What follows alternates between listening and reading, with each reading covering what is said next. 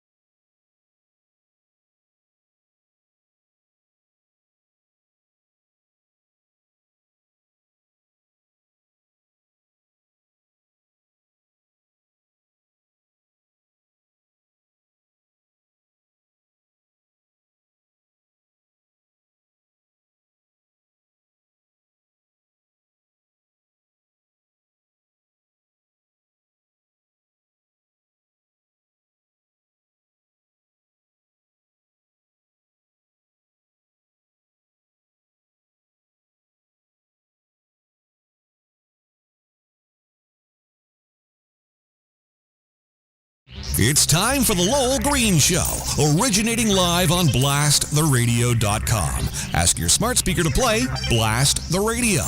Live video available on Facebook, YouTube, and Twitch.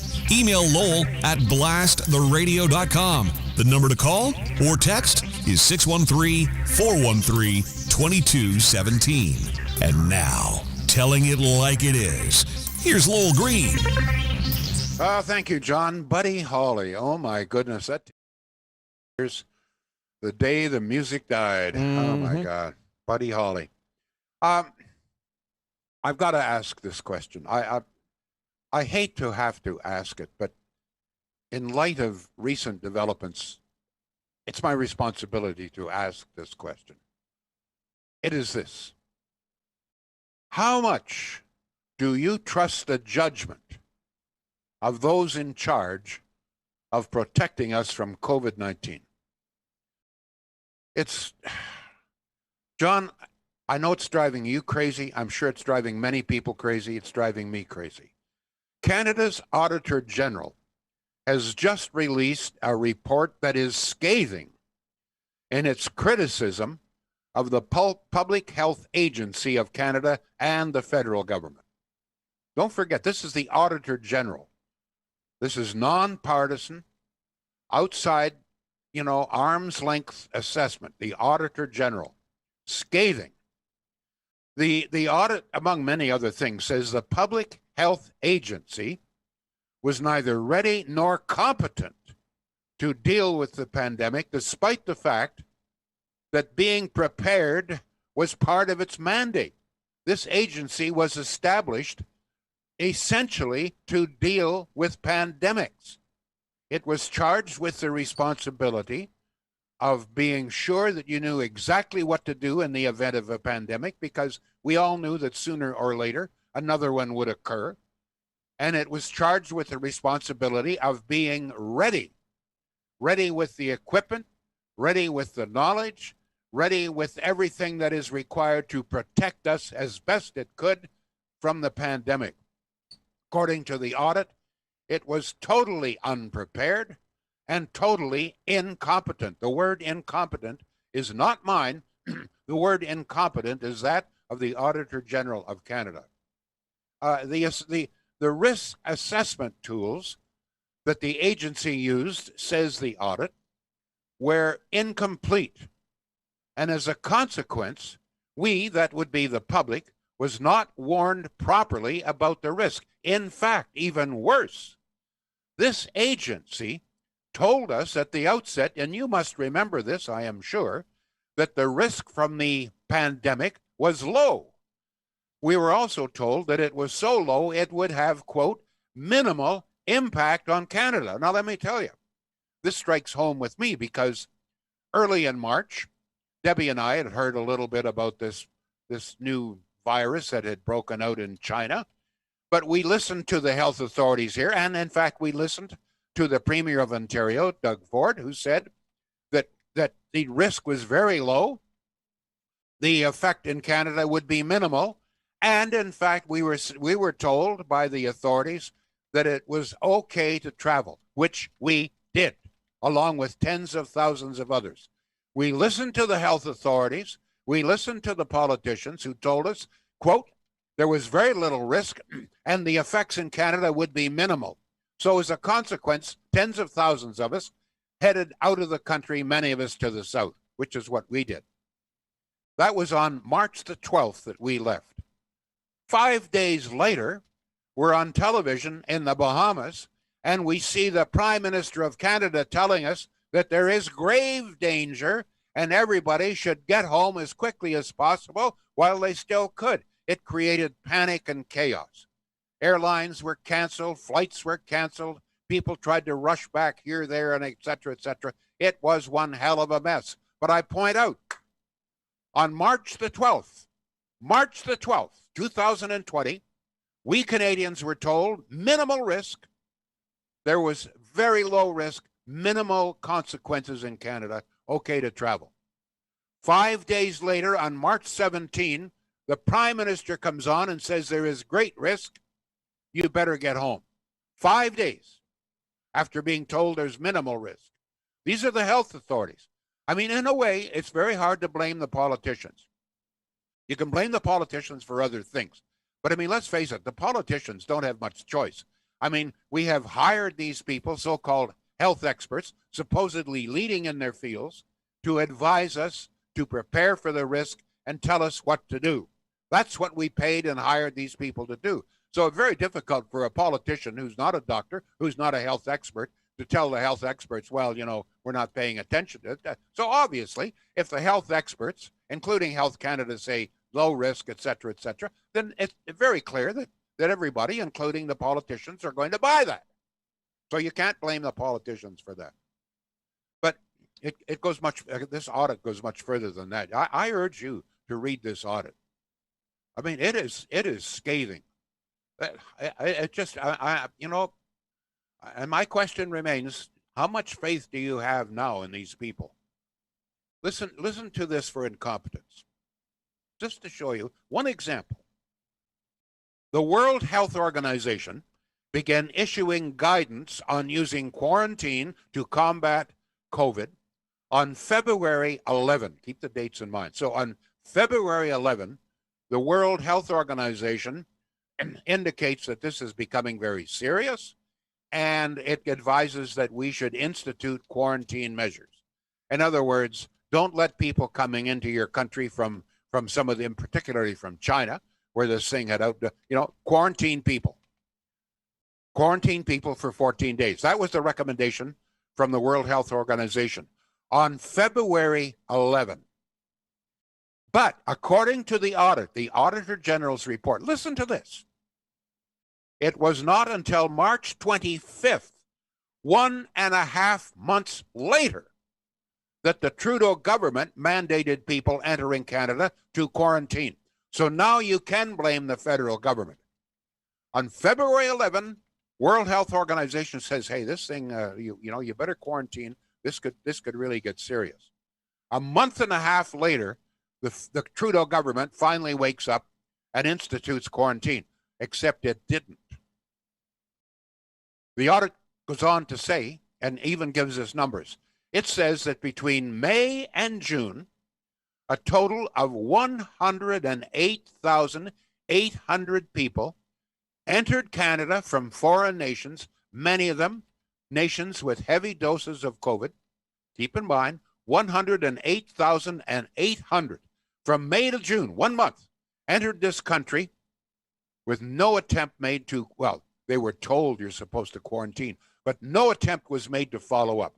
Over 108,000 people in 1 month. I mean, very clearly. Now, I have personal experience in this as well. In the middle of all of this, on March 25th, which is the day that Trudeau finally said, well, we're going to institute quarantine. So on March 25th afternoon, Debbie and I are in the Pearson International Airport. We finally found our way back from the Bahamas.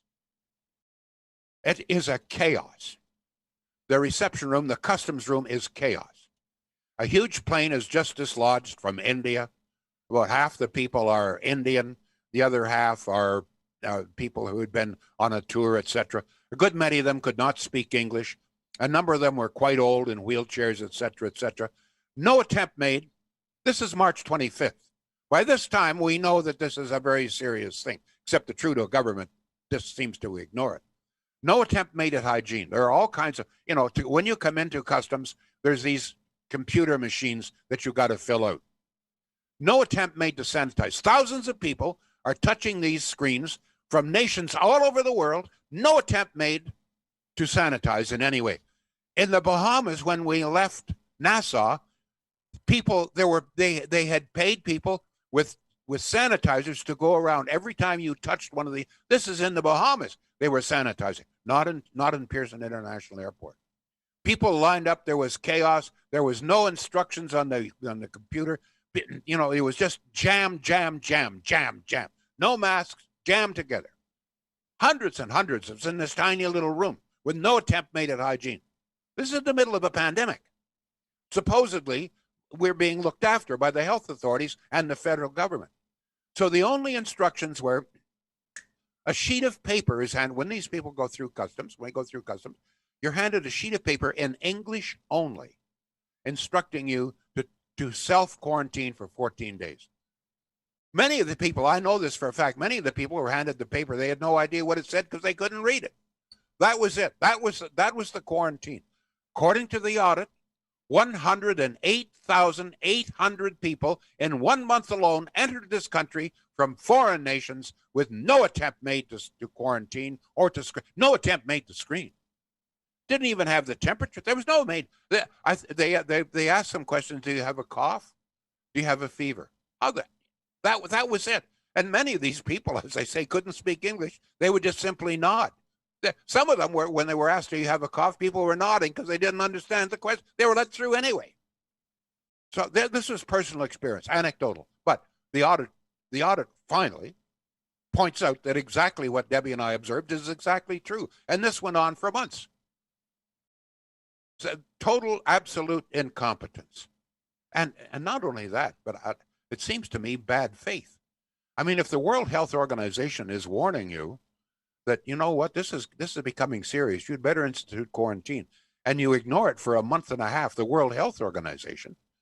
I mean, we expect our politicians to listen to the health experts. Why the hell wouldn't? I don't know. So at any rate, that's very clearly, I mean, let's be honest.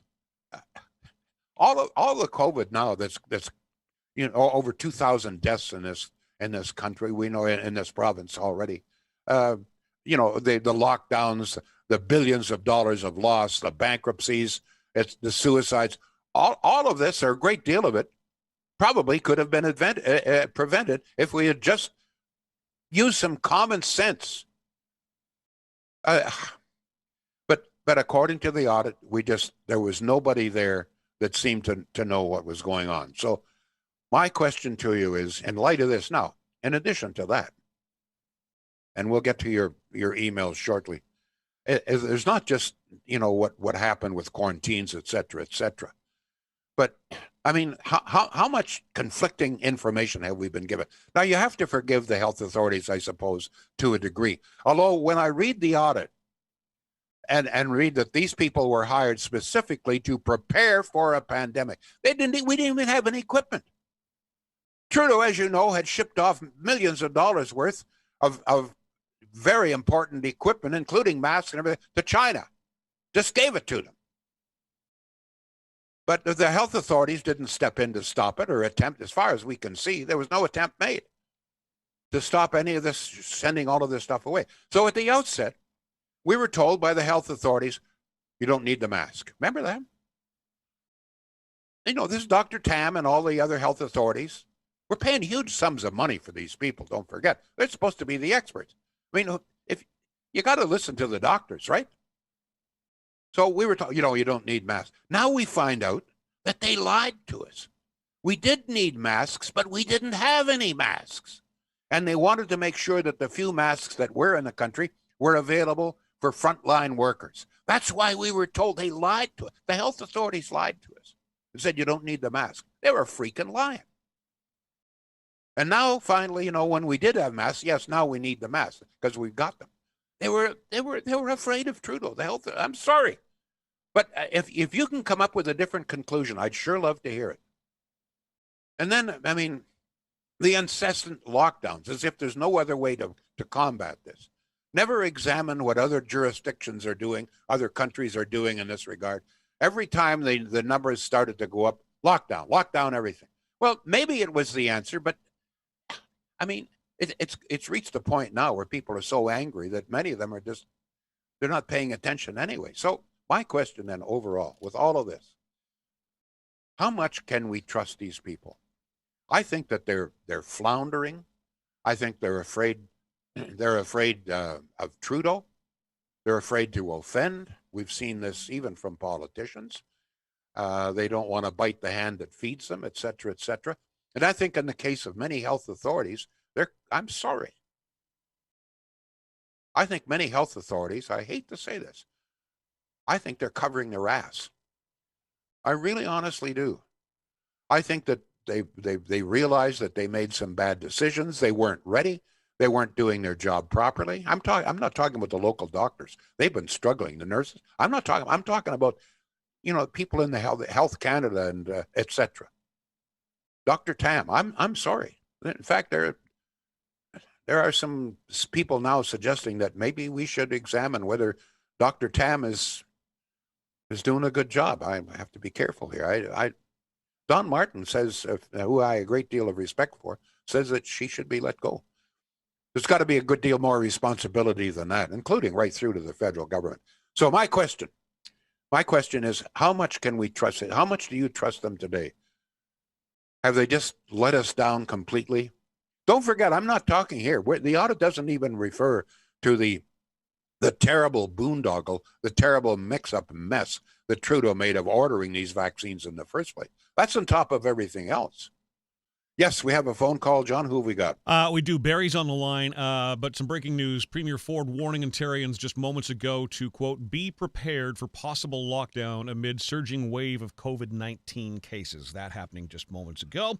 FYI. And I do have a question/observation, if I could, before we go to Barry. Please do. Okay, so you're saying we can't blame the politicians on this. We have to look to the health officials. But who hires them, Lowell? Oh, there's no question about it. But I'm talking about the premiers now. I Okay. hold the federal government respond. No question about that. But the premiers didn't hire the special agency. This agency was set up specifically to prepare for pandemics. That's what it's there for. The Public Health Agency and Health Canada. These are federal institutions hired by the federal government. What I am saying is that the premiers, and this includes them all, including the Liberal premiers, they have to, obviously, if the health authorities are telling them this, I mean, who is a politician to tell a doctor that, we're not going to pay attention to what you're saying? Fair. This is what we have the health authorities for.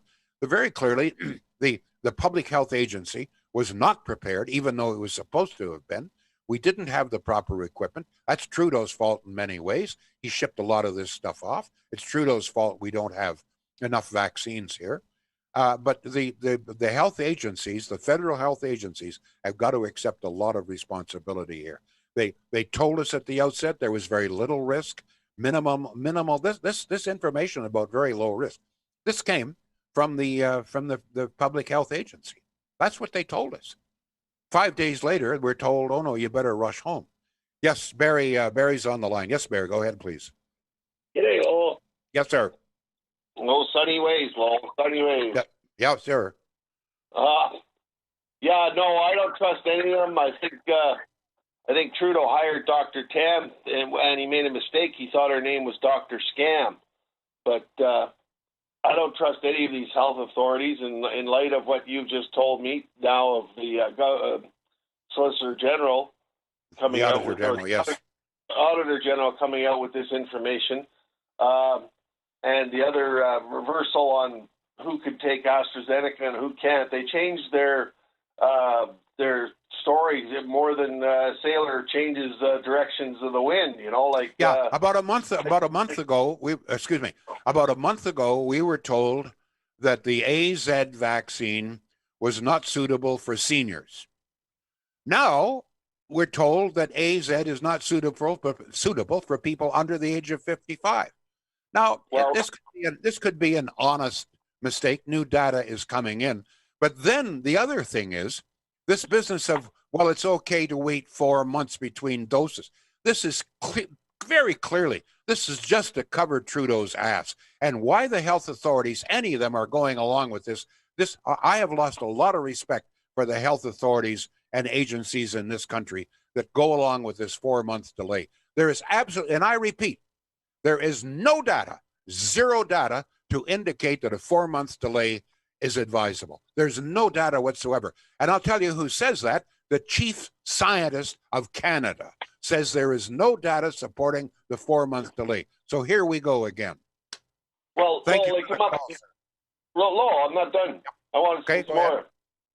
Well, they come up with this new information about AstraZeneca causing blood clotting. So they're not going to use it on anybody under 55. So if you're over 55, how does that make you feel? I'm not a guinea pig. And also, I wanted to let you know that I emailed Pfizer with a request today asking them to please do a press release with the Canadian media to explain how effective the first shot of their vaccine is if a person has to wait 40 or for 4 months for the second shot. And that the efficacy has to drop so low that the first shot isn't even effective when the second shot is given. So how long Barry, does that Barry, make? I have to move on here, but good for you. That's great.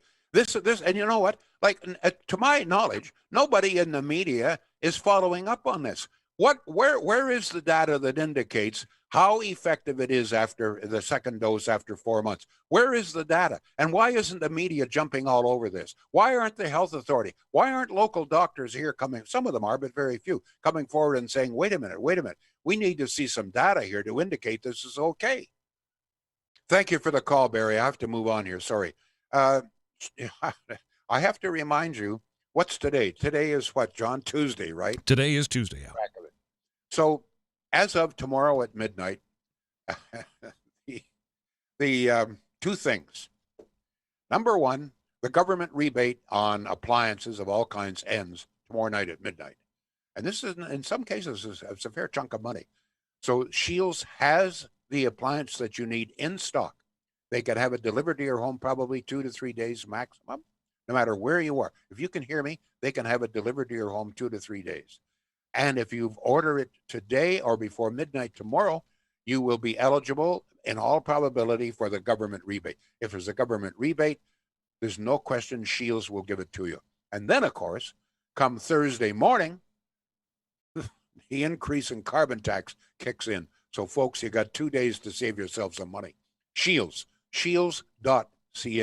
Yes, John, we've got some emails coming in. Oh, boy, do we ever. Lowell is on Facebook, of course. You can connect to everything to do with the show. blasttheradio.com/Lowell Green. Peter says, lose trust daily. One day we're in green, then yellow, now in yellow. Health unit doctor in charge says we're going to orange, but now red, perhaps gray by the weekend. Hazel says, does no one think it's strange that Canada is getting the AZ vaccine from the States when, in fact, the States have not approved it for use there? Nuts. Don't rely on any of them. Ann says, no trust for Trudeau government and trust eroding for the health experts. Arthur chimes in, says, you have to ask real doctors what they think of the medical bureaucrats.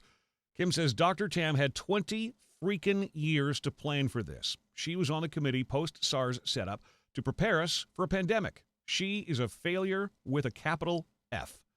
Nina says, sorry, but I have to say 0.0%, referring to trust in the officials. Jules says, nope, they have failed us, and they are failing our seniors. It makes me so upset. She says lockdowns don't work or haven't worked. People still visiting and doing stuff that is causing the spread. The amount we have done for our dance studio, she runs a dance studio, limited class sizes, cleaning, sanitizing, dancing, etc., all day long. Sonia says she has zero faith. She can't even listen to Mr. Trudeau anymore. Lisa says Tam is now urging tougher measures. We wouldn't have to if Trudeau and his cronies could do their jobs properly. Some of the comments coming in on Facebook. Yeah, it's tragic, if we begin to lose faith, not only in the political system, but in the healthcare system as well. And I just want to point out, by no stretch of the imagination am I holding local doctors, nurses, frontline workers who serve us very well. I'm not holding them responsible at all. They essentially are at the mercy of the hierarchy, the Health Canada and the Public Health Agency. They've got to dance to their tune. If the Health Agency says this, I mean, they don't forget that it's Health Canada and the public agency that has the data. The politicians don't have the data. The local doctors don't have. Well, they may have some, but essentially the data comes from Health Canada and the Public Health Agency. Those are the people who are supposed to have the facts and assess the facts and decide what we should do. That's where it starts from. And it's very hard to argue. I mean, if you don't have the data, but other people do, you pretty well have to go with people who've got the data. You have to trust them. But very clearly, I mean, even though they had, what really bothers me is what happened at the outset. Even though the World Health Organization had warned the Public Health Agency of the risk, we were still claiming here that the risk was minimal. The risk was minimal and the effects on Canada would be minimal. That was what we were told early in March. That's why so many of us left the country. I know a lot of people were critical of me and Debbie for leaving, but we left because we were told it was okay to leave. The health authorities, the Health Canada, even the politicians said, yeah, it's okay. The pandemic will have very little effect on Canada. It's safe to go. So we took their advice. But when I say me, I'm talking tens of thousands of others. And then suddenly we're told we got to rush back at great expense. Yes, John, we've got some more emails coming in. We've got a pretty lengthy text here at 613-413-2217. See if my eyes can focus on this. Here we go. Lowell, I have felt unprotected from the beginning of this pandemic. Right from the beginning, we had low PPE supplies, which had the government telling us masks are no help. Then, once they managed to get more, they said masks are good. The government saw countries closing their borders to China, but waited to beyond the last minute to do so. And then the Liberals botched buying the vaccines by relying on CanSino, wasting months before that deal broke down, leaving us with nothing as well as a loss of our intellectual property. So I don't feel they were prepared and left us vulnerable for a long time, and I don't trust them. They are always playing politics. I think one of the biggest mistakes, and this is becoming more and more clear, one of the biggest mistakes the federal government made was not investing in domestic capacity. We now know that there were at least one company, and probably two or three, came forward to the government and said, look, we already have some testing underway. We need some federal assistance here, in which case we can, if we can get some federal assistance, we can probably have some domestically made vaccines ready, probably by early summer. The government turned them down in favor, as you know, of trying to convince China to do it. Instead of having local people, one of the major ones was in Alberta. Did that have something to do with it? I don't know. All we know is that, and I point this out, a lot of people aren't aware that the UK was in exactly the same position we were in Canada. They had no domestic capacity to make vaccines, but they decided in the UK early, right from day one, you know what?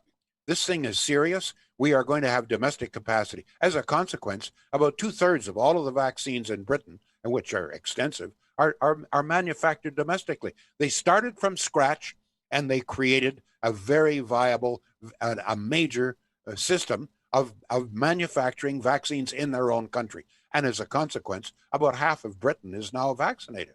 Compare that to Canada, where we still don't have any domestic production. Centennial glass. I keep warning you that as of Thursday morning, April the 1st, the the carbon tax increase 33%, which means that the cost of everything, and I think most people understand it, cost of everything, including labor, transportation, et cetera, is going to go up. It has to go up.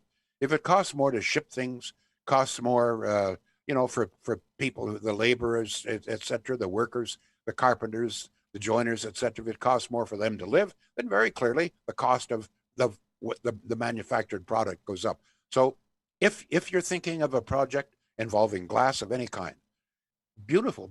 They make wonderful custom-made glass furniture at Centennial Glass. Windows, doors. If you got a project coming up in the spring, might be not a bad idea to give Centennial Glass a call today. Don't leave it until April the 1st, folks. The cost is bound to go up on everything. All right, more emails. Yeah, more emails, Facebook messages, etc. Curtis says, we all knew that another lockdown was coming back in February when they moved March break to April. It all seems so predictable. Kim says, but look at the numbers. Obviously, no one is taking the dire situation seriously. Thank goodness Doug has the guts to get this shutdown underway. Curtis says, lockdowns aren't working, masks aren't working, they shut down small businesses, yet big box stores are thriving. You closed gyms down, yet you left the LCBO and beer stores as essential. It's hypocrisy. Masks and lockdowns simply are not working. And Lynn says... that's right. You know what? I can't let that go.